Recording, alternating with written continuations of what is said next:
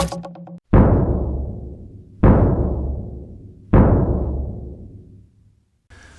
we're going to interrupt our series on HBO's Rome because I thought I'd just say a little bit about the Amazon series, Those Who Are About to Die.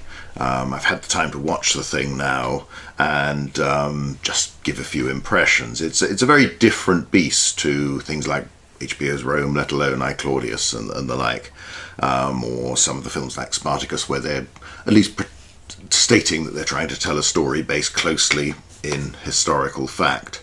So this is much more like Gladiator and movies like that, where the setting is the ancient world and ancient Rome, but the story itself is fictional and never meant to be anything else.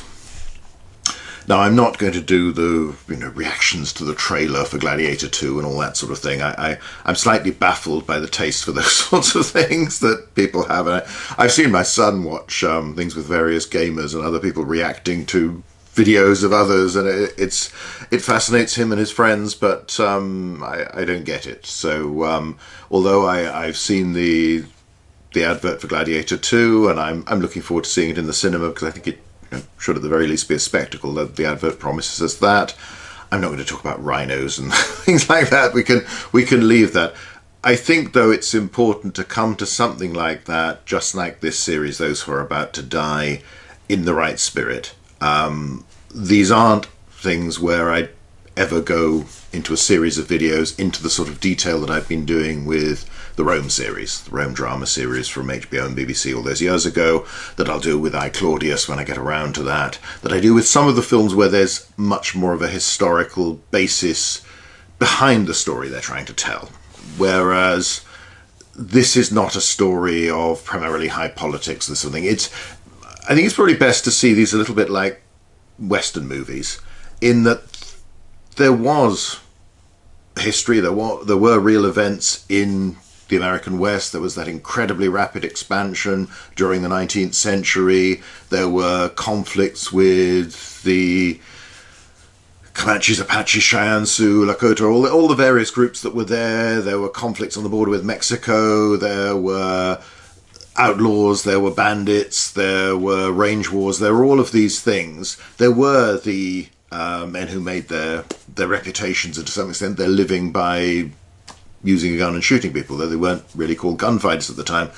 That's something where you had the myth-making was occurring as the real events were happening. You had all the dime novels back east and the like, and spreading to the wider world, because it just caught the imagination of so many people, the sense of a new world of adventure, of exotic peoples, of the brave, noble, ferocious, savage. All of these sorts of things came together. And people have told those stories, they've reinvented them, and they keep on. I'm a great Western fan, and there are many good ones coming out. I've enjoyed, for instance, the first part of The Horizon, the Kevin Costner series of films, and I'm slightly disappointed the second one's been delayed, but even though it's slow and keeps going, I'm the right sort of audience, and it works. It's there are elements of truth, but you tend to have much higher body count than you had in reality, and you have the gunslingers, and there is a well done gunfight in Horizon where Kevin Costner does take down one of the bad guys, but he does it very gradually with lots of shots, with lots of misses, and it's not the fast draw, one shot, bang, move on to the next one, that you always had in the Western movies, and then became even more exaggerated from the spaghetti westerns and onwards, where Clint Eastwood and the like mowed down vast numbers of whatever the enemies might be.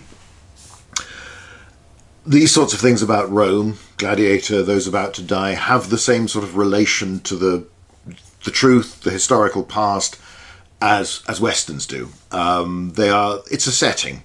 It's an exaggerated, caricatured version of that world. It has some elements that were true, sometimes pushed a bit further than they really were, but nevertheless there's aspects that come in, oh yeah, that's okay, that's right. It has made more dramatic the conflicts and the disputes and the violence, because obviously terrible things tend to make for good stories in a way that everybody getting on nicely and having fun doesn't really. So it's a little bit like that. Another one that fits into the same mould would be, again, on Amazon at the moment. They've just released, because it sadly here in Britain it didn't get a cinema release, the League of Ungentlemanly, no, was it the League of Ungentlemanly Warfare, or the whatever that's called, about early days of, special operations in the Second World War and all this sort of thing, where there is a basis. The characters at the end, you get little bits saying what happened to several of them, so they are based on real people. The operation involved was a real operation, but this becomes a far more dramatic Hollywood version of it all. I mean, the body count in that film is staggeringly high. They must wipe out about half the German army. It makes even Clint Eastwood in Where Eagles Dare look fairly restrained with his unending magazines on his MP40s. But it's fun. It's not meant to be serious. There are light-hearted bits in it, even though it's pretty blood-stained with all these Germans getting killed, and they're all lumped together. They're all basically Nazis, so we don't feel any sympathy for them. I mean, they do let the one young sailor off, but that's about it. It's the same sort of thing. This is not a documentary approach trying to bring to life with great accuracy events from the Second World War and these operations. This is a story inspired by those and made over the top, much bigger adventure, far more dramatic, far more violent, far more, here we go, this, that, and the other happening. And if you view it on those terms, it's fun. It's entertaining. It's very well done. Soundtrack's a bit prominent in the film. It doesn't really stop at sometimes. But, I enjoyed it. It's one of those films where, again, a lot takes place in the darkness, so you need to be watching it in an environment where you can actually see what's going on. So I think Those About to Die, and I'm sure Gladiator 2, will fit very much into this mould of films that have a historical setting, but they are not meant to be accurate portrayals of that world, those times, let alone real individuals going about their things. So there is a political element to Those About to Die, and I'm sure there will be in Gladiator 2. It looks like it's, I don't know if it's supposed to be Caracalla and Geta, something of the two emperors you see in the advert, but anyway, it's to do with that. It's to do with the build-up to civil wars, in fighting this sort of thing, I should think, anyway, and the grand part naval assault on a city that features in the advert presumably is part of the civil war that brings Severus to power. I'm not quite sure, anyway, what that will be, but it's going to be grand, it's going to be spectacular, it's going to be big screen, epic stuff, epic in that sense of cast of thousands or more. Even if some of them are CGI, there's still a lot of real sets, real extras that make the CGI additions more convincing. That is something that you have in Those About to Die. It's grand, it's spectacular. Both this and the original Gladiator were supposedly inspired by a none too serious but at the time well-received non-fiction book about Roman sports, gladiators, chariot racings, all this sort of thing, which I call Mannix. Not a scholarly work, not wholly reliable, but taking elements from lots of sources and putting them all together to make a dramatic tale. One thing they do get right, and is the sense that, as I talked about in the film on Gladiator, these were entertainments. These were meant that there's a touch of the Busby Berkeley about the whole thing. These are Hollywood spectaculars, just with real blood and guts, or real accidents in the chariot races, this sort of thing. But they were meant to entertain. And there has been that thread all the way through, that when we get to films about the Romans, gladiators, chariot racing, this sort of thing, mad emperors chewing the carpet, all of these things are quite exciting, they're entertaining, they're over the top, they're dramatic. Because you don't want to be around one of these mad emperors when they can have you killed on a whim. Gladiators are fighting to the death. Charioteers are getting killed. I mean, again, on screen we tend to exaggerate. If you think I think still the sort of gold standard of a chariot race on film is the old Charlton Heston Ben-Hur. I mean, I know the silent one's impressive as well, but hardly any of the charioteers finished that race. They're nearly all in crashes that look pretty near fatal, if not instantly so. Obviously that's not viable as a long-term thing. You can't have all these races where the teams of horses are injured, the charioteers are killed and maimed, the chariots destroyed every time round. There were accidents, there were fatalities, there were serious injuries, but it's, you know, you have a better than even chance of coming out of one of these races in one piece, even if you don't win. Otherwise the thing just isn't going to work in the long term. So that's the world we're dealing with. This is not historical Rome in a strict sense. This is a world inspired by Rome. It's the highlights, it's the caricature, it's the exaggeration, it's taking all the dramatic bits. And then this series very much does that. You have gladiators, you have slavery and the appalling nature of that, you have chariot races, you have the huge monuments like the Circus Maximus, they're building the Colosseum, and that opens near the end. You have an imperial family that's not a happy family, you've got senators plotting against them, you've got brother plotting against brother, all this sort of thing. All of that's going on that does take from elements of Roman history. There was an Emperor Vespasian, he did have 2 sons, Titus succeeded him, died after only a couple of years, and then Domitian succeeded him, lasted longer, before eventually being murdered. Went down in history as one of the bad emperors, although if you actually look at the sources, the impression is, even for people like Suetonius, that in terms of administering the empire, he did quite a good job, just wasn't a particularly pleasant individual, and the Senate disliked him, and if the Senate dislikes you, they're going to write the history. And they may well have had good reasons to dislike you, but nevertheless, that's always going to be true. So that's the historical setting. We're starting in the late 70s. It's the build-up towards the opening of the Colosseum. We also get, again, one of those things that everybody knows about Rome. Vesuvius erupts. You don't see it directly, but you see the ash coming. I'm not sure how much of it actually got that far to that extent, but nevertheless, you know, this was a big deal. We know that Titus helped with the refugees coming from Pompeii and Herculaneum. I doubt there was the sense of resentment of them by other people in Rome that is presented in the series. So you have some real figures, some real events, but the way it all plays out is never meant to be entirely accurate, a serious version of explaining this. It isn't primarily about the politics. The politics are a background. This is a film episodes, television series about people at a lower level, and it's about the entertainment industry in Rome, and that both directly those taking part, the gladiators, the charioteers, the people looking after the horses and training them, but also they've pushed very much for the gamblers and these sort of syndicates. So it's an element of a crime story, a sort of mafia story set in a Roman context. So again, it's not about high politics. That features, but it's sort of background, and it explains what the main characters are doing, and it's there to help them, and they're directly involved. You know, the Tenax, the sort of gambling lord becomes more and more important because of connections with the mission and all this sort of thing. But that's what it's really about. Now, we don't know as much as we might like about this sort of thing. We can guess a lot of this stuff going on. We get bits of it, we get hints, we get fragments. We know how important the whole thing was, but this is largely a fictional world. This is assuming, well, there would have been this sort of underworld supporting all of this. There would have been corruption. There would have been fixing of races, of fights, of all these sorts of things. But essentially, this is taking fictional conventions, fictional cliches, that sort of story, putting them in a Roman context. And it works on that basis. I must confess I'm not a particular fan of that type of story, and I don't know whether I would have bothered to watch this if it wasn't set in Rome, but, you know, it's entertaining. What they do reasonably well. It's good cast. It's like a lot of series today, you sometimes feel there are moments where nothing much is happening, and I'm not quite sure whether you get the sense of some episodes as padding. Not quite as extreme as some of the Disney Star Wars series, where you just feel they've decided on so many episodes, but they just don't have the story to fill them.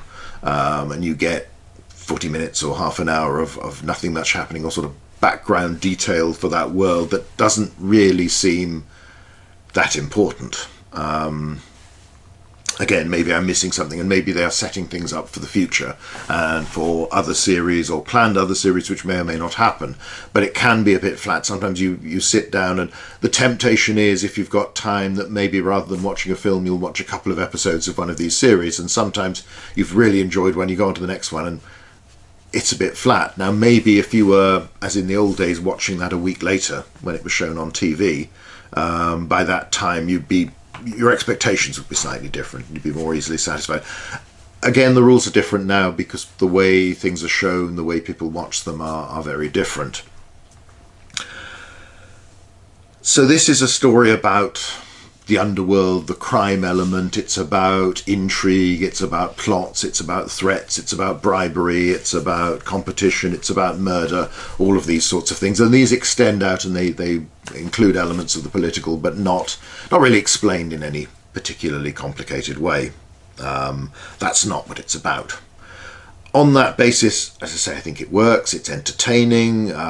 It's pretty violent in places, so that can be a little bit unpleasant. It depends on your taste.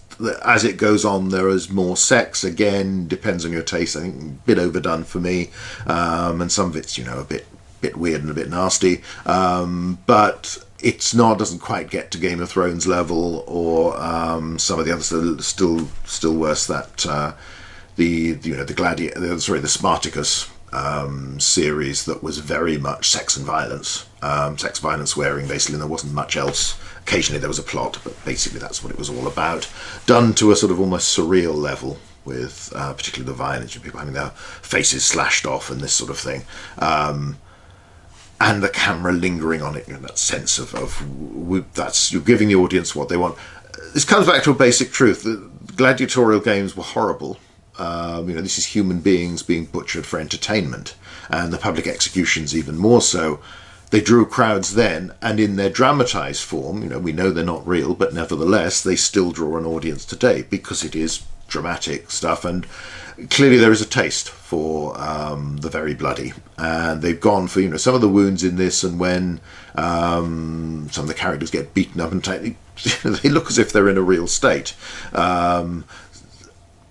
Now, obviously, that's meant to be shocking. The danger always is with this sort of thing that it starts to titillate as well, and you end up just enjoying it for the sake of it. Therefore, it escalates and it gets more and more violent. And some of these things can be suggested. But again, that's a matter of taste. That's a matter of how you want to do things. I know from my own novels, some people have found those too violent.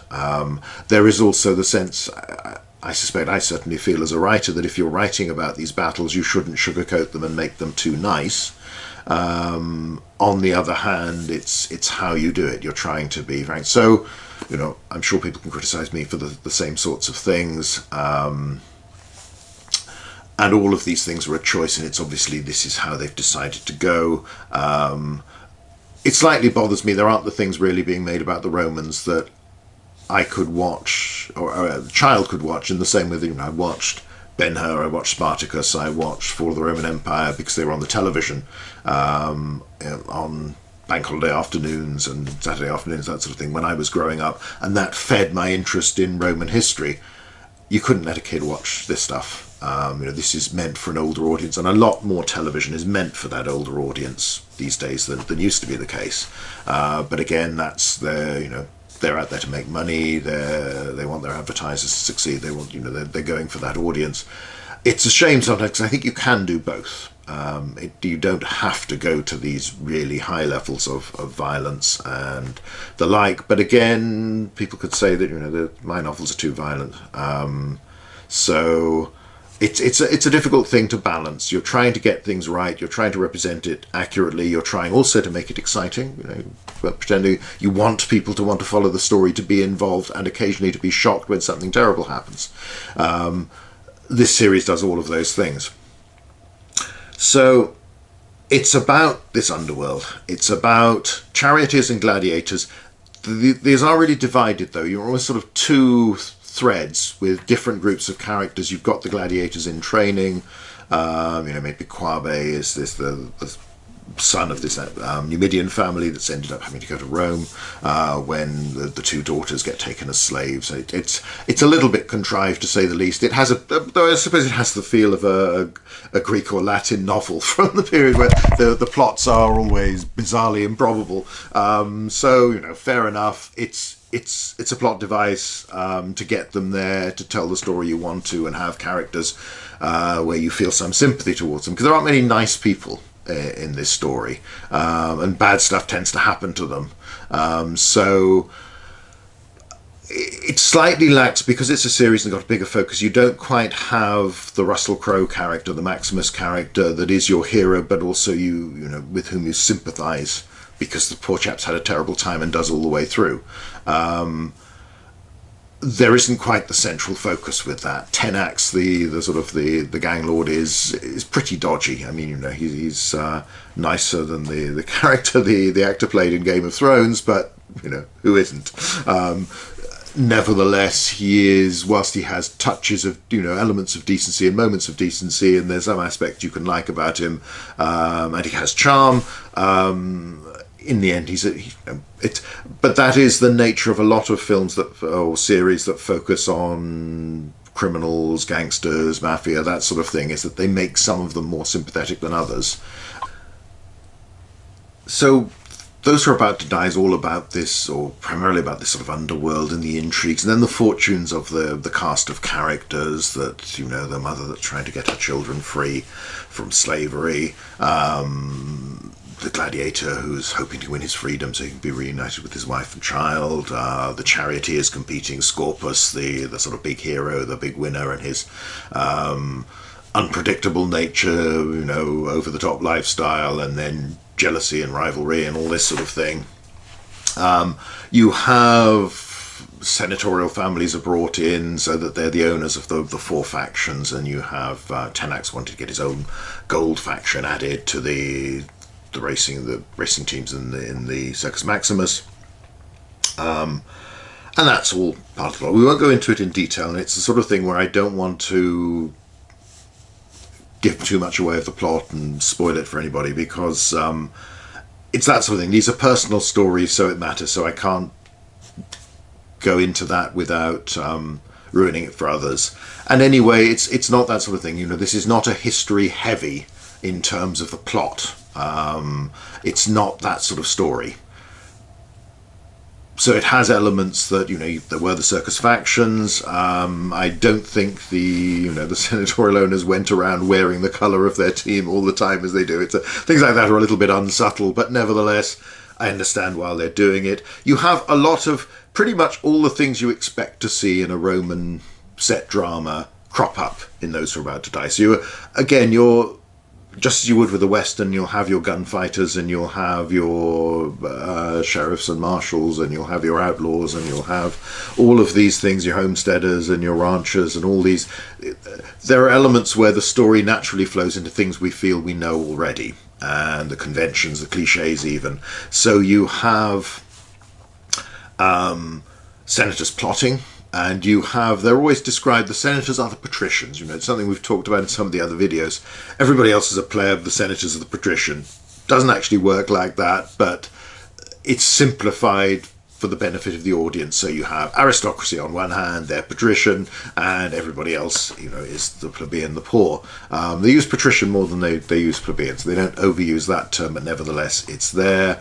And they're ancient families, they're plotting. A curious historical thing was that Vespasian was one of the first people to start appointing new patricians, giving people that dignity, and does so. So Agricola, the governor of Britain, the father-in-law of the author Tacitus, becomes a patrician through the Flavian dynasty. Briefly, the use of names is pretty wild and unreliable. There's all sorts of made-up ones that don't really fit within an ancient context, but even sometimes Domitian becomes Domitianus and sometimes not, and they're talking about the Flavians and all this. It's again, fine, this is a drama, it's not meant to be a documentary, but it's jumps out a little bit at somebody like myself. You also have another of the cliches we've talked about before. There is this great emphasis, Domitian is the politician. And Vespasian is supposed to have said, and even at one point there's a slightly bizarre scene which says that Julius Caesar had to choose between the soldier Mark Antony and the politician Octavian. That's cobblers in every respect, but nevertheless, it's part of it's. I suppose it's what people expect. It's easy to explain. It makes a simple distinction between the two brothers. One's the man of action, one's the soldier, one's the other one is the devious political manipulator. Titus, they give a beard, and some of the men around him and soldiers also are bearded, which is a bit too early. Hadrian is the first emperor to have a beard, other than while he's mourning Julius Caesar, the young Caesar, Octavianus, the man who became Augustus, is depicted on coins as unshaven, because again that was a mark of mourning. But after that is clean shaven. On Trajan's column, which obviously commemorates the War of Trajan, whilst the generals, with the exception of one who's probably Hadrian, who is shown as bearded, all the rest are clean-shaven, the emperor is clean-shaven, but quite a lot of the soldiers, and particularly of the Roman legionaries, when they're shown without helmets, are bearded. Now that might be an emphasis on maturity, on sort of masculinity, all of this sort of thing. The same way that you get for the long service Victorian army before the Cardwell reforms, a lot of the illustrated London news, images, paintings, this sort of thing, they're big bearded men, and you can see from the photographs that many of them were. It's one of those curious things. They've just allowed beards in the British Army again, other than for pioneers and people like that. They've always been allowed to, and it looks a bit weird to somebody like myself who's got used to it always being the rule that you couldn't. Moustache is okay, beard's not. Whereas in the Navy you couldn't have the moustache, you had to have the full set, the beard as well. But otherwise are clean shaven. And again, there's I think there has been the odd book written about hairstyles and their importance in military presentation, self-image, all this sort of thing. Perhaps it's to emphasize that, this is a sort of real vigorous man. And of course, Titus has, I think they call it Berenice, I tend to think of it as Berenike, one of the Herods, sister of Herod Agrippa II, who was his mistress in reality, and he became unpopular for this and eventually sent her away. It's done in a rather different way in the series, though there are elements of that they keep. He's manly in that he's having he's got this mistress and they're obviously in love and all this sort of thing, and then takes a wife and gets her pregnant, whereas Domitian is he just has a gay lover and sort of others in. So there's an element, Domitian is made weaker, less obviously manly, as well as devious, borderline barking mad, utterly unscrupulous, cruel but cowardly. And that's one of the things, that because Domitian, no spoilers, but he is going to succeed Titus, you have the bad guy winning, in a sense. They do roughen Titus up a bit, they don't make him too perfect, and generally the sources were very favourable to him, although he was unpopular when, for a while, he was the commander of the Praetorian Guard and sort of his father's enforcer, basically, in the early years when they've come to power after winning the civil war that followed the death of Nero. So you have that, but you have this emphasis on he's the soldier and his brother's the politician. Now, while Domitian had not held a military command, he'd been kept back at Rome at Nero's court and been a favourite there, and also a hostage of his father's loyalty.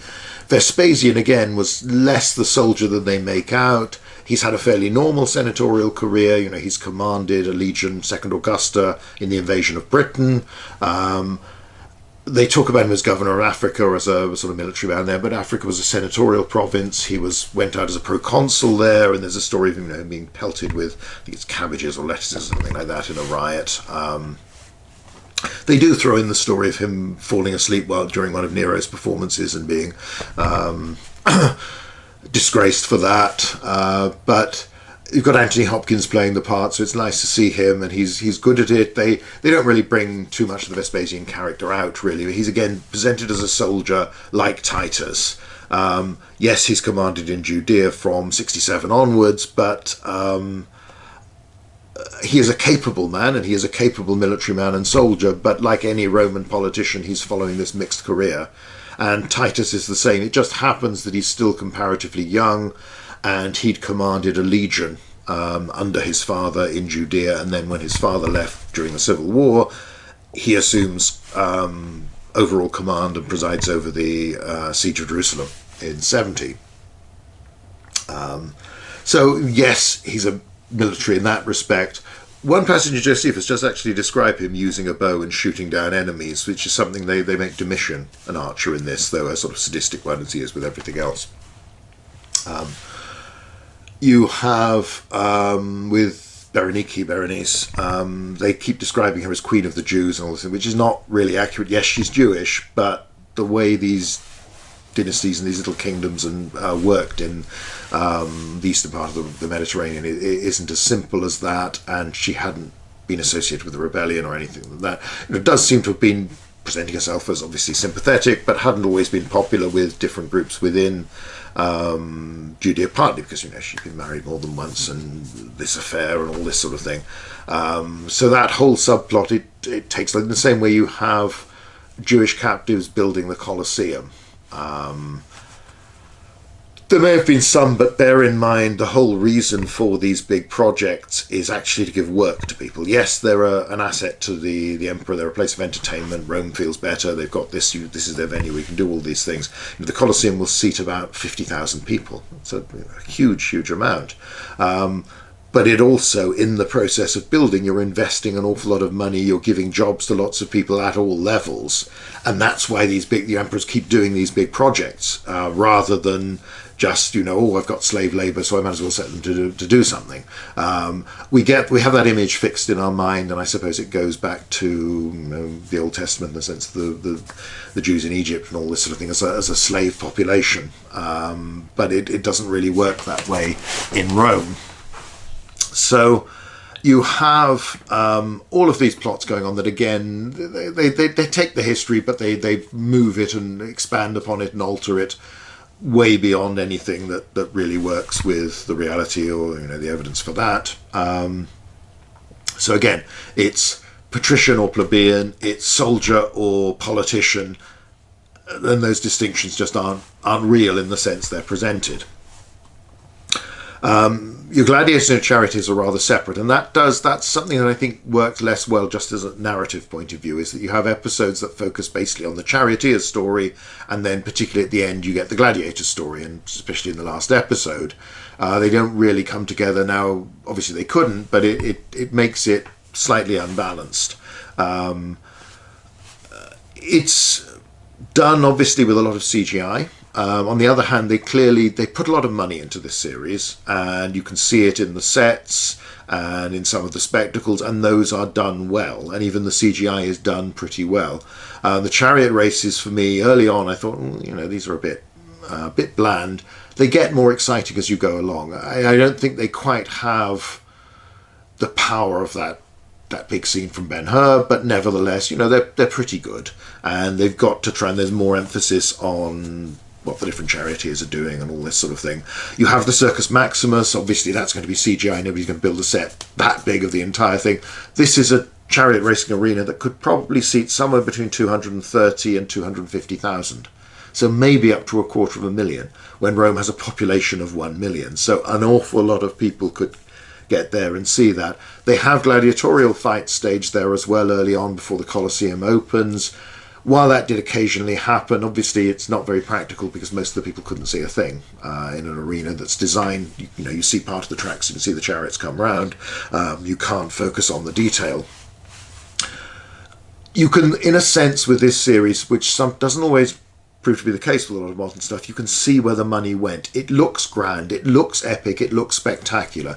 You have lots of these panoramic shots of Rome with these big monuments, and although sometimes you're looking and thinking, oh yeah, that probably wasn't there then for another century or two, and it's not 100%, it's a very good impression. And yes, you can tell it's CGI because what else would it be? And there are some, as with all CGI shots and any shot of anything, sometimes it looks right, sometimes it doesn't quite so much. Nevertheless, it is grand, it is spectacular, it is epic. So they have got that element of Rome as something over the top. And while you don't really perceive the wider empire at all, you have this vast city of 1 million people with its great monuments, with its crowds, with its mobs, with its underworlds, with its slums, with its grand houses and palaces, with its temples, with its entertainment venues, and they talk about bathhouse and things that you don't really see those. The Senate, as usual, is too small. This is a Senate still that should be able to have 600 odd people, and it always looks about much smaller than that. Most of the conventions, the way the Senate is depicted in old movies, in recent series, they're all here. They're all what we'd expect. As I say, this is Rome as you expect it to see if all you really know about is the popular culture version of Rome, and this is quite consciously done in that way, and fair enough. Every now and again they'll throw something and you think, oh well, they've put in something that's right, and that's a nice little detail to add. But it comes back to this thing, don't expect a history lesson. But it does look grand, it does look exciting and dramatic, in a way that not all series do. I mean, the one that I found most disappointing, I think, in recent years, because I'm a bit of a Tolkien nut, when Amazon did their Rings of Power, and all the publicity was claiming they'd spent vast amounts of money on it, but you just couldn't see it. Everything was quite small scale. You didn't have big battles. You didn't have, apart from Numenor, there weren't really any big cities, and even that, it didn't have the grandeur that you've had from the Hobbit and the Lord of the Rings movies, and that you expect even for TV. You don't expect quite as much as the cinema, but particularly when they've trumpeted it as this big deal. Apart from all the other failings of script and story, and chucking out what little source material you actually had to replace it with stuff that was dull or didn't make sense, it didn't look spectacular at any point. Now maybe they've changed that for the second series. The advert is trying to suggest so. I don't hold out much hope, but I'll be glad to be proved wrong. This delivers. It delivers in a way that there are some, the Vikings and its spin-offs have occasionally done some quite grand stuff. Last Kingdom did some pretty good stuff. That had the advantage that it was based on novels, so they had a clearer story they were focusing on that had already fictionalized periods of history about which, in many cases, a lot of the details are not really understood. And again, they did conventions, and the Vikings became bikers, and a lot of the Anglo-Saxons had a lot more long robes than you feel was likely, but they had to make them look different. It works, those, and sometimes they do it, and sometimes they seem to spend a lot of money on something, whatever it is, and it just doesn't. It doesn't jump from the screen. It doesn't seem grand. It doesn't seem spectacular. It doesn't leave you feeling that wow, that's pretty big, pretty huge, pretty grand, and that adds to the drama of how terrible the little details are of these fights and this sort of thing. So it scores on that, and I'm sure Ridley Scott will deliver with Gladiator 2, and because Napoleon had its moments of grandeur, whatever their relationship to history, which was slight, Gladiator 2 will be the same. It's just that for most of the audience, and indeed for that period in general, we know so much less that you can get away with a lot more easily, and will generally be, more people will be satisfied if it just looks big and impressive, but in a way that's not just, it's rather like you go back to the Roman era and you have that classic case where Julius Caesar was a great showman, put a lot of effort into his games, and it worked. The crowd loved it. Pompey poured money into his games in the 60s, and it didn't always work. He put elephants into the arena and the crowd felt sympathy for the elephants. You can throw money at something, and that doesn't necessarily mean it will come out right and it will work, and that's true with so many things, and particularly in the entertainment industry. Here they've thrown money at it, but you get a sense of, okay, I can see where that's gone.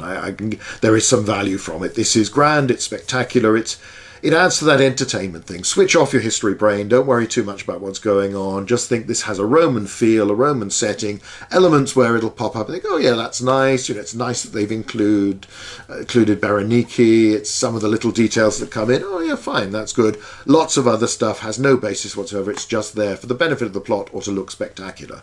And quite often it works. It does simplify, and again this reflects the source material, but it's what people want from Roman games. So there are probably too many crashes in the chariot races, but again, it's just like saying there are too many fatalities, too many gunfights in a Western movie. it makes for entertainment, it makes for excitement, it makes for drama. The gladiatorial fights in particular, this is the exaggerated version. Whilst once or twice people are spared, it's more about fights to the death, it's more about exotic fights, it's more about setting up. And the sense, you have this idea all along that the gladiators don't know who they're going to fight, they don't know when, they don't know what's going to go on, it's all sort of things thrown at them at the last minute. You don't get enough sense of them learning their trade and fighting lots of lesser fights, but you also don't get that sense that particularly the more established, the more famous you became, you were less likely to get killed, because the majority of fights didn't end in death. And there was an element where this was a sport where people were very keen on the technical side of it and would watch for that, and you had people who were entertainers but also could display their swordsmanship and their weapon skill and all this sort of thing, and you could win on points effectively. So a lot of the fights where you have, in effect, an umpire watching, as well as the wild fights. And I know, judging from the advert, Gladiator 2, like the first one, is going to be going for the big whirling mass fights, which they did. They take the levels of sadism to an extreme in Those Who Are About to Die, confusing the public executions which they do have the one. I don't believe you'd have senators executed in the Colosseum, or executed in the gruesome way, unless they'd done something really extreme. But normally senators would be allowed to commit suicide, do it quietly out of the way, or beheaded. You don't. Humiliating punishments were supposed to be reserved for foreigners, for slaves, for non-citizens. So how things are presented, I don't buy. In that respect, but that the Romans did these gruesome, myth-inspired, throwing people to wild beasts, all this sort of thing, for outsider groups, Christians, people like that, for bandits, for criminals, serious criminals. Yes, they certainly did. But what they've done is they sort of merged that with gladiatorial fights. So the bit where, in the last scene, where Quabe and his friend are made to fight each other by particular provocation, not going to happen. It's too complicated. That's blurring the sadism of the executions which were meant to be spectacularly cruel, because the whole idea was it's a deterrent. If that worked or not's another matter, but it's like, and public executions, people would turn up to see a hanging, or again, come back to Napoleon, the French Revolution, to watch somebody being guillotined. You could draw a crowd. There is that dark element in human nature that seems to make these things irresistible.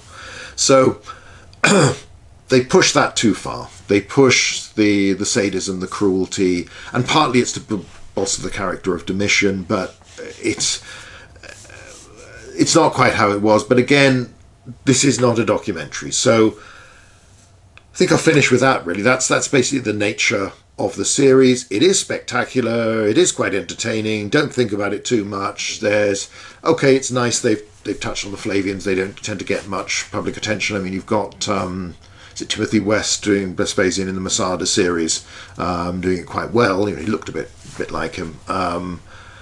One day I think I want to write about Vespasian. I don't know if I'll do all the Flavians, but I'd quite like to do a sort of Nero to Vespasian non-fiction book. But when I get around to that, who knows? It could be quite a few years. So I'll like to cover this period in more detail and more about the history, but that'll be a different sort of project to this. In the meantime, no harm in reminding people that there are other emperors than Nero, Caligula, and Commodus. It's spectacular, it's grand, it's epic, it's at times squalid and cruel as well. There are some bits that leave rather a sour taste because they're pretty nasty. There's an element where some pretty dreadful stuff happens to characters with whom we have sympathy. But there isn't really, I suppose Quabe comes the closest, but the sort of the clear hero, the person who's always trying to do the right thing and do it well. Now, maybe that's not fashionable in these times, but actually I think in the end it's still a good basis for storytelling. You do need your heroes. So Quabe and his family come the closest to that. Everybody else is much darker in what they do. But view it for what it is. It's taking the grim, savage, appalling entertainments of ancient Rome and turning them into a grim, savage, but entertaining television program. That's what it's doing. That's what it succeeds in doing. There's a Roman veneer, there's a Roman setting, there's Roman spectacle. Some of the CGI stuff and the way it's edited, because the light is sometimes a bit weird. I don't quite know what they're going for. There are times when you think, I can't really imagine there being that sort of light in that situation, or it just doesn't look right. There's less natural light, but it's partly a reflection of so much is going to be green screen, so much is then also video edited. And you find that with a lot of things these days. Things don't, maybe it's me being middle-aged and my eyesight going, but the colours don't quite look real to me in a lot of on-screen stuff. But again, that's a minor gripe. And yes, there are times when the story flags, there are times when it seems padded. I'd like, personally, a bit more of people to root for, but there's enough of all of these things. And even if, again, it might be, I don't know, I assume they're thinking of future series. Usually, any of these things are developed with the idea they might do more. You never quite know how things are going, so there might be a lot of setting up stuff, so you've got to give people the benefit of the doubt. But anyway, those are about to die. Don't think about it too much, don't worry about the history too much. Switch off your brain and enjoy it, really. It's that sort of, it's popcorn entertainment in a sense, done very well. So on that basis, let's leave our review for today.